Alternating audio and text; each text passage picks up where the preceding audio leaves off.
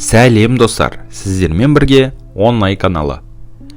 Бүгінгі біздің денсаулық тақырыбындағы қызықты видеомыз кешегі тамақты жылытып жесеңіз не болатынын білесіз бе деп аталады. Кешегі тамақты тойып жегенше бір дана жейміз немесе көкөніс жеп қанағат етіңіз.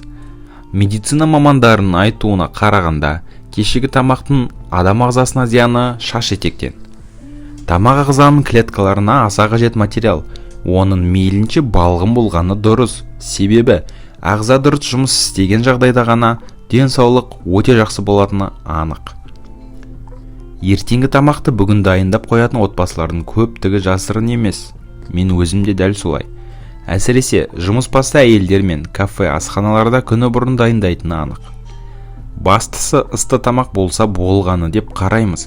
Алайда кешегі тамақтың зияны тез дайын болатын тамақтардан екі есе көп екен. Ал диетолог мамандар кешегі тамақ түгілі 2 сағат бұрын туралған көкөністер мен жемістерден де бас тартуға шақырады. Себебі олар құрамындағы барлық пайдалы заттарынан айырылып, керісінше зиянды заттар бөлетін көрінеді.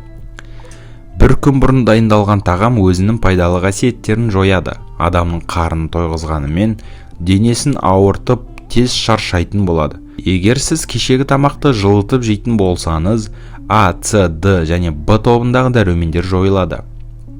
Ал кешегі тамақты қалай сақтау керек? Егер сіздің күнде балғын тамақ әзірлеуге мүмкіндігіңіз болмаса, онда пісірген тамақты дұрыс сақтауды біліңіз.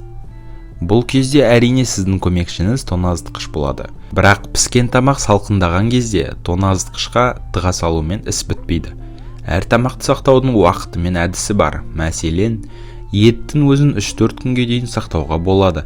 Егер оған ешқандай көкөніс, айран, ащы қосылмаса, етті герметикке орайсыз немесе қақпаға мықта жабылатын ыдысқа саласыз. Қуырылған картопты да 1-2 сағаттан артық сақтауға болмайды. Жана піскен соң мейлінше тоңазытқышқа қоймағаныңыз жөн. Себебі картопты ысытқан кезде адам ағзасы үшін зиянды трансжир бөлінеді де ағзаны улайды. Тауық етінен дайындалған тағамдарды да ұзақ сақтау қауіпті. Дәрігерлер екінші рет жылытылған тауық еті ақуыздың құрамын құртады дейді. Бұл кезде еттің қорытылуы қиындап, асқазанның жұмысы нашарлайды. Балық өнімдерінде 2 сағаттан соң жемей ақ қойыңыз. Бұл тіпті өлім қаупін туғызуы да ғажап емес. Әсіресе қуырылған, тұздалған балықты сақтаудың қажеті жоқ. Сол мезетте тойып жесеңіз, ағзаны қажетті дәрумендер мен минералды затпен байытасыз. Кәдімгі қайнатпа сорпаның да пайдасынан зияны көп. Кешегі сорпаны жылытып жесеңіз, ағзада құрт пайда болады. Жаңа тамақ дайындауға мүмкіндік болмай ішуге тура келсе, қатты қайнатқаныңыз дұрыс. Түрлі жармадан дайындалған ботқаның да кешегісі зиянды, тіпті таңертең піскен ботқаны түсте жемеуге кеңес береміз. Ескере кетейік, ешқашан піскен тамақ пен шикі тамақты тоңазытқышқа қатар қоймаңыз. Кешегі тамақтың қауіптілігі қандай? Дұрыс дайындалмаған тамақтың зияны мол. Ең алдымен асқазанның, бүйрек пен бауырдың жұмысын нашарлатады. Ағзаны өте баяу қимылмен улайды, ішекке, асқазанға, бауырға құрт түсіріп, іштей кеміреді. Аурудың алдын алу үшін не істейміз? Сондықтан да ағзамызды өз қолымызбен уламай тұрып әрекет жасайық.